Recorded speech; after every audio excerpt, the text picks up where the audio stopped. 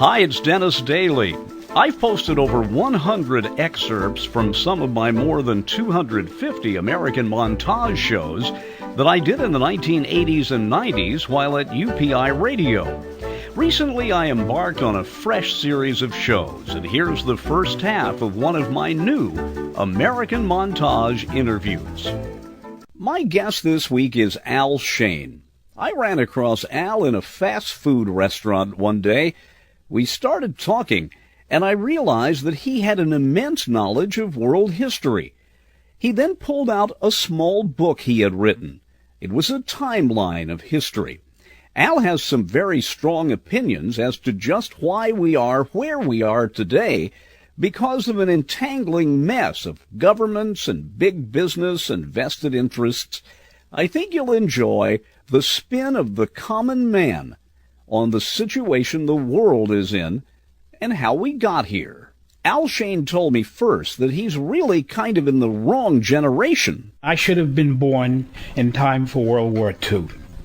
I came along about 5 or 6 years too late for World War II, and I ended up going into the Korean conflict, which I managed to avoid going to combat, although I was close to it. But I did everything I could to avoid combat in the Korean conflict for one reason or another. And anyway, but as time went by, I always had this guilt that I should have been born and possibly even killed in World War II.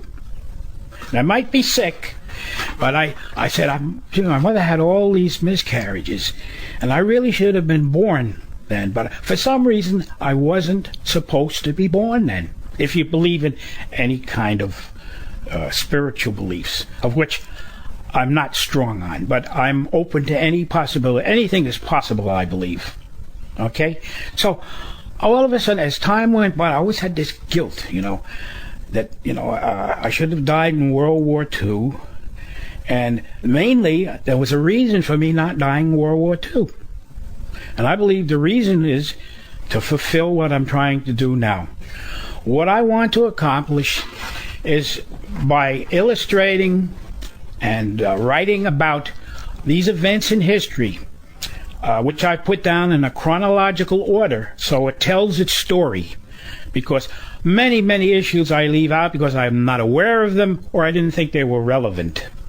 So by having it down in a chronology, I would be able to go ahead. People would be easily pick something that they were curious or interested about, and they would then press on to know more about it.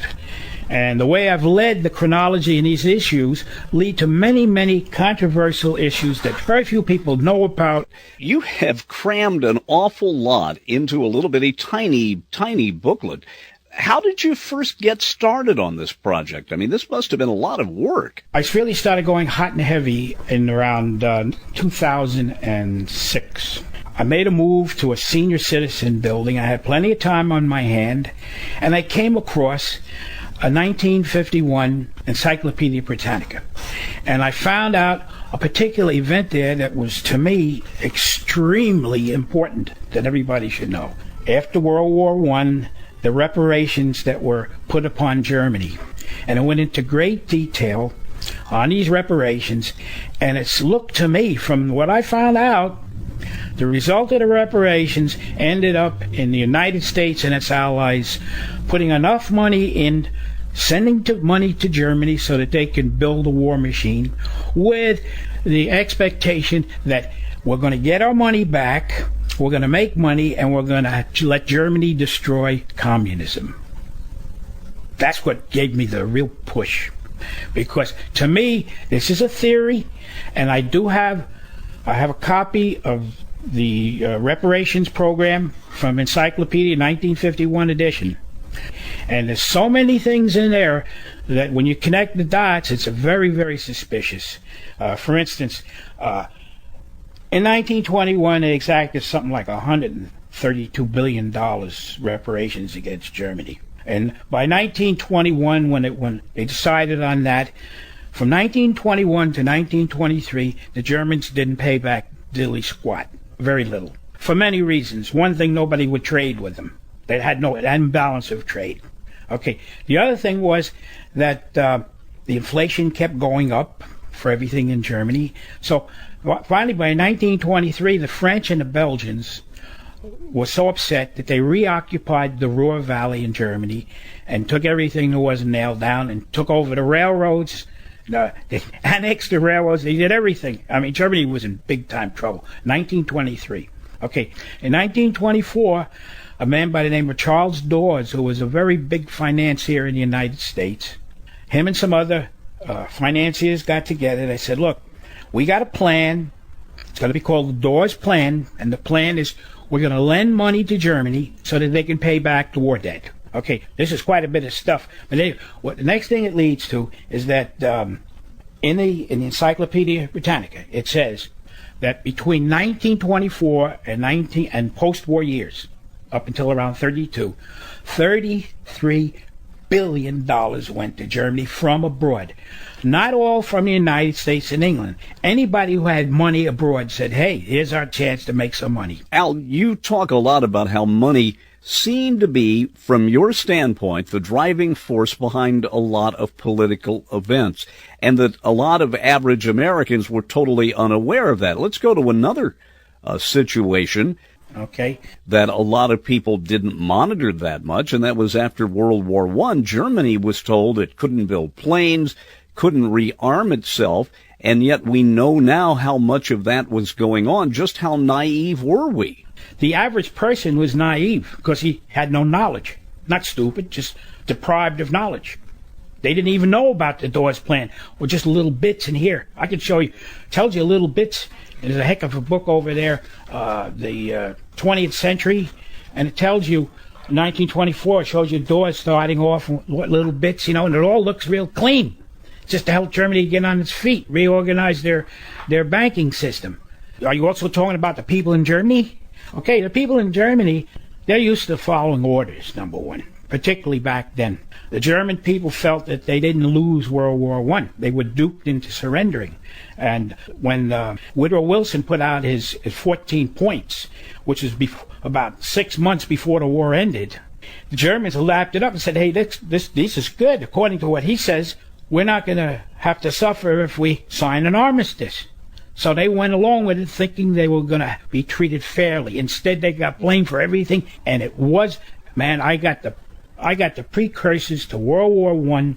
I got stuff in there that you'd never hear. My guest this week is Al Shayne, and we're talking about history. Al, you're a classic example of someone who had a full and very interesting career, but through that, you were always very interested in history.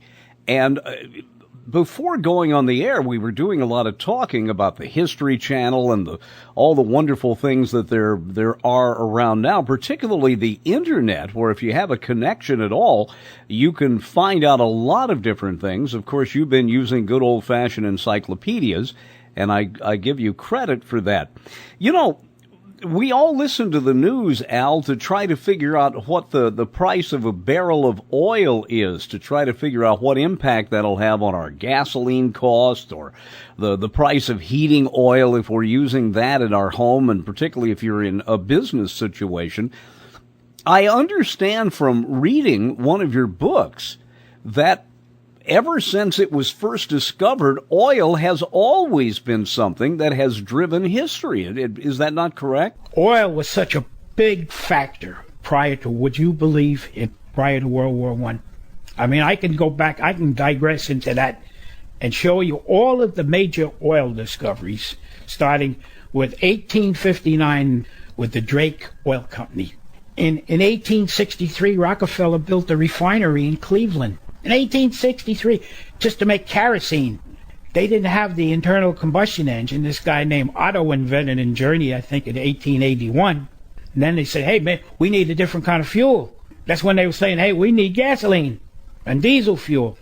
So anyway, if you want to stick with the World War arming Germany. Oh, very much so, because from what you say, there's a lot of that either never made the history books or people just overlooked worldwide. The people don't really know what's going on. You have three major parties in Germany. You have the German People's Party. You have the Catholic Center Party, which is all of southern Germany.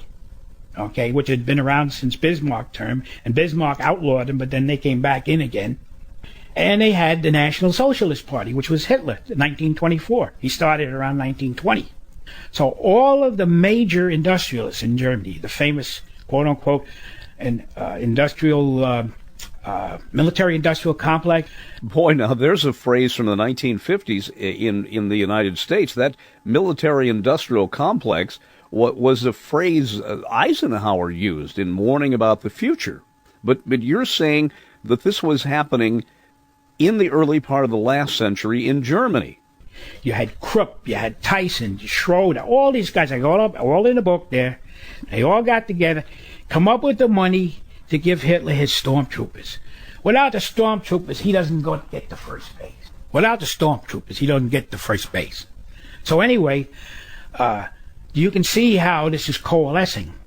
And then you had a chancellor over there who was a brilliant economist and manager, a guy named Gustav Stresemann, was the chancellor in Germany. Okay, the president was a guy named Ebert first, and then after that came von Hindenburg. Hindenburg became president, but he's just a figurehead. Okay, the chancellors do everything. They run the show.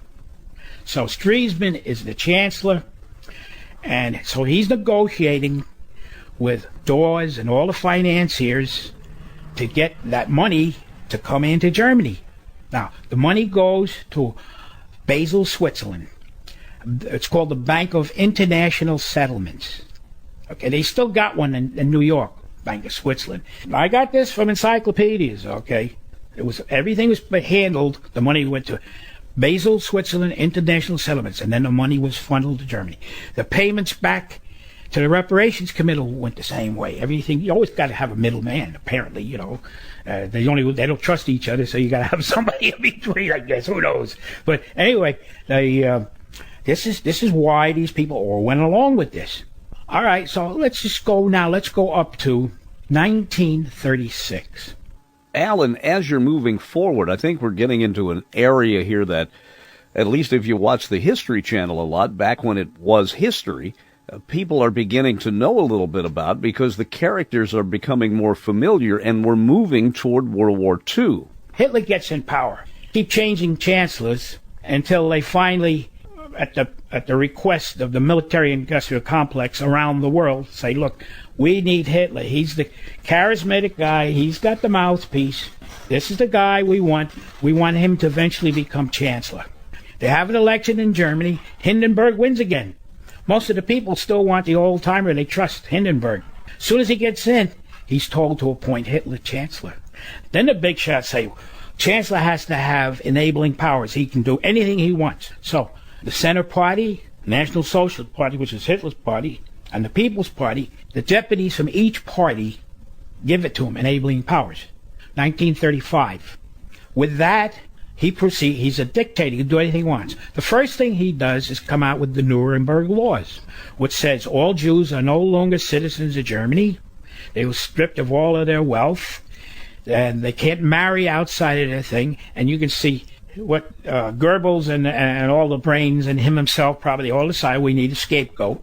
We have to have this scapegoat. We have to have this red herring to blame it, to have the people they go back to the crucifixion for proof how bad they were. The bottom line is, in 1936, after the enabling laws, how are you going to get Germany, Italy, and Japan to go to war with Russia? Form an anti-Comintern pact, anti-communist international pact, in 1936.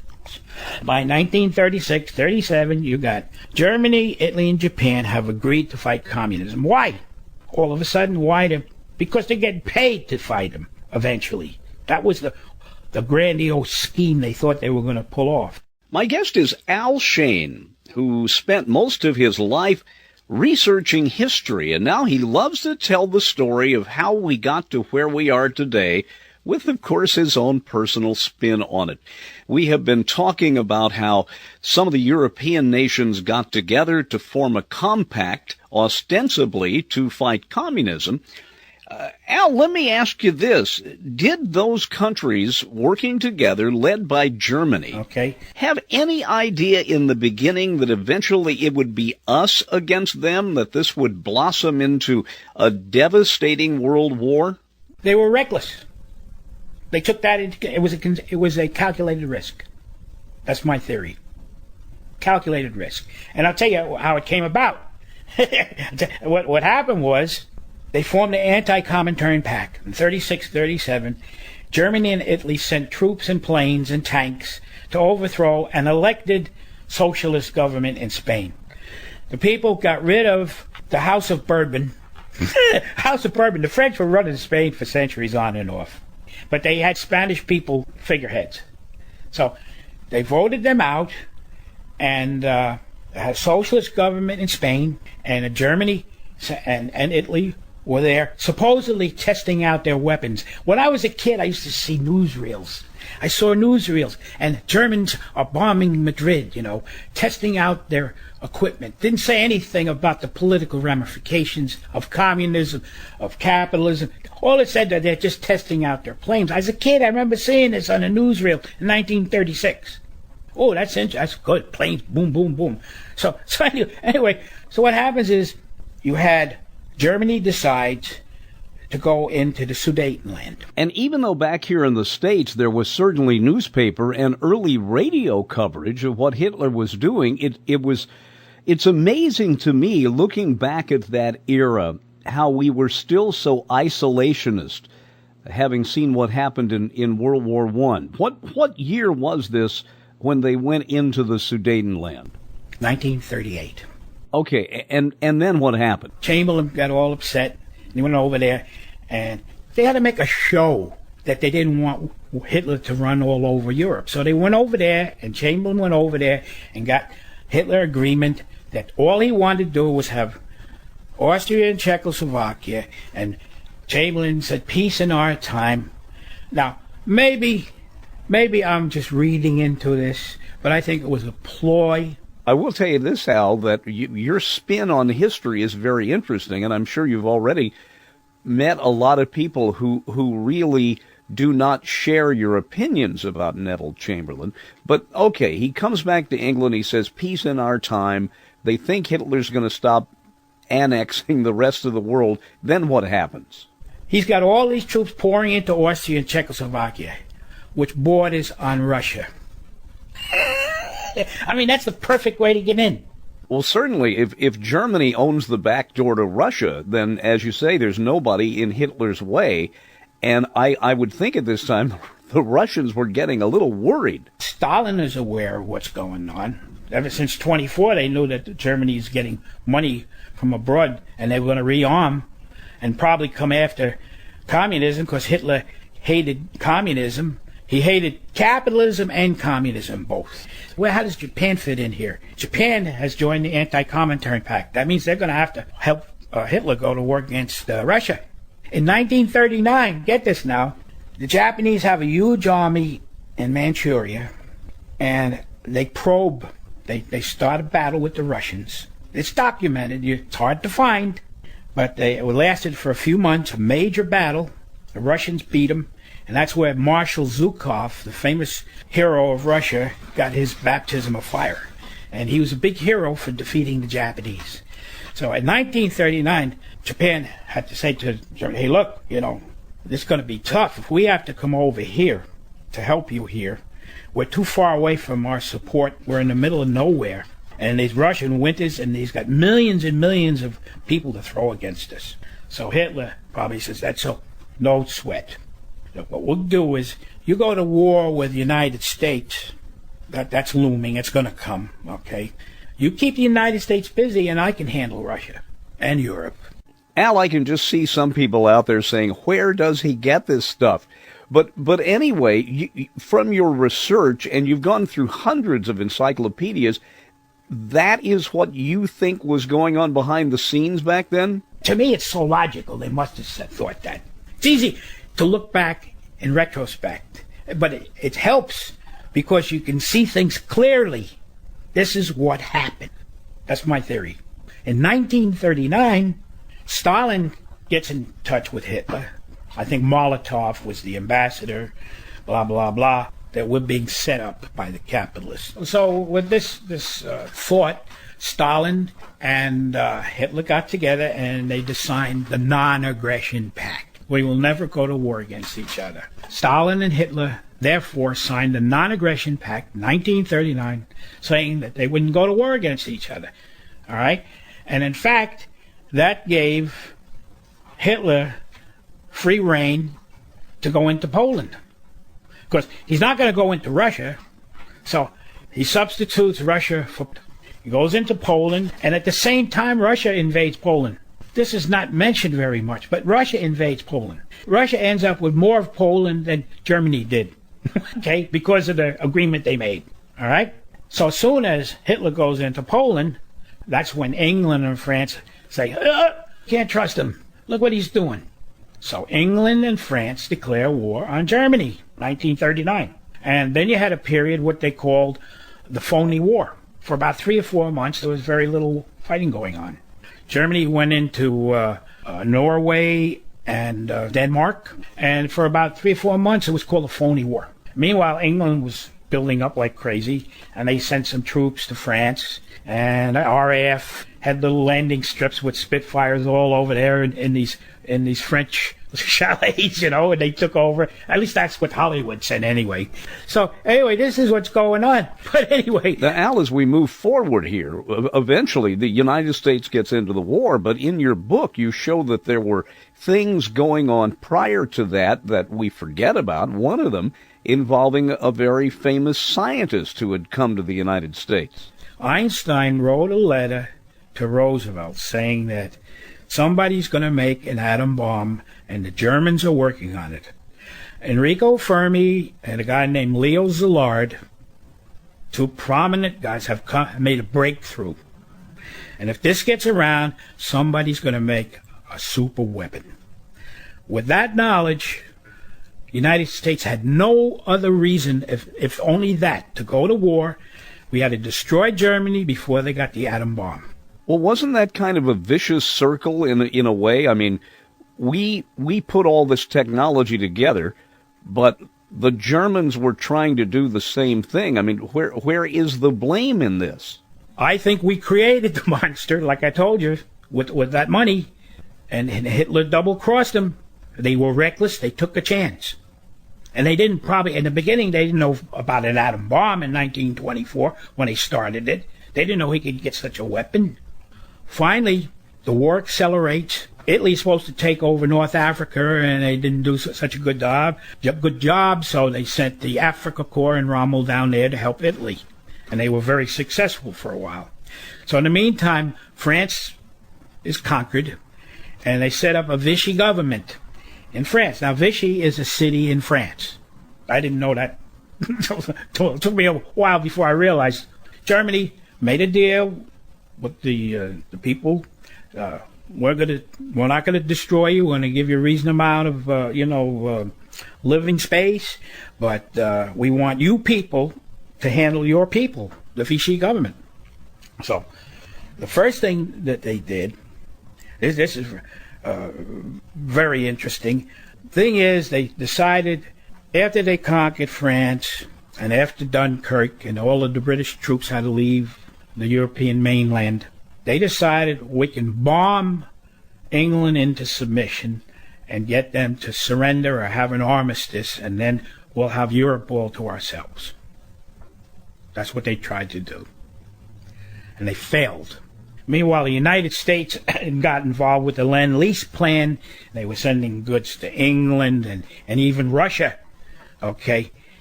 And so that was the United States position then. They still were not at war. But they were planning on it. Oh, you better believe they were planning on it. Because they knew Hitler had to be destroyed. If he gets the atom bomb, who knows what happens. FDR was in a terrible position because he was watching all of this stuff going on. We were in such a let's stay out of war mood, all of that lingering after World War I, but yet we were building up our military, and because I think FDR saw all of this as inevitable. after this, what is Hitler's next move? After he fails to get England to surrender, in fact, this guy, Rudolf Hess, supposedly landed there, tried to make a deal. They didn't talk about it. They said he was nuts, that he didn't know what he was doing. I don't think so. He went over there to make a deal. He was Hitler's real close buddy, even when they wrote Mein Kampf, Rudolf Hess. Yeah, they were real close buddies in prison. The situation is resolved that since we cannot defeat England, maybe if we can show the capitalist nations, if we destroy Russia, maybe they'll let us go. We'll have a separate peace. So he goes right then into Russia, and he makes tremendous headway for a while the weather's halfway decent. July the 24th, 1941, the Vichy government, at the behest of the German government, tells the Japanese to come down and occupy French Indochina. And they did. As soon as they did that, 2 days later, on the 26th of July, I remember these dates because I like to talk about it. Al, this puts the whole idea of French Indochina into perspective, and it's really interesting to look at treaties, the entanglement with France, for example, that resulted in America going into Vietnam in the 1960s, first with observers during the Eisenhower administration, then with Green Berets, and eventually with tens of thousands of troops. And this all goes back decades. History is very complex, and I want to share some of my ideas of the events that I've uncovered. My guest this time around is Al Shayne, a self-taught historian who is putting his own spin on the events of the past that have gotten us where we are today. And he's written an incredible timeline of world history and put it together in a little book. And he loves to open up that book and talk about what happened yesterday. The second half of this interview is also posted here on YouTube. I'm Dennis Daly.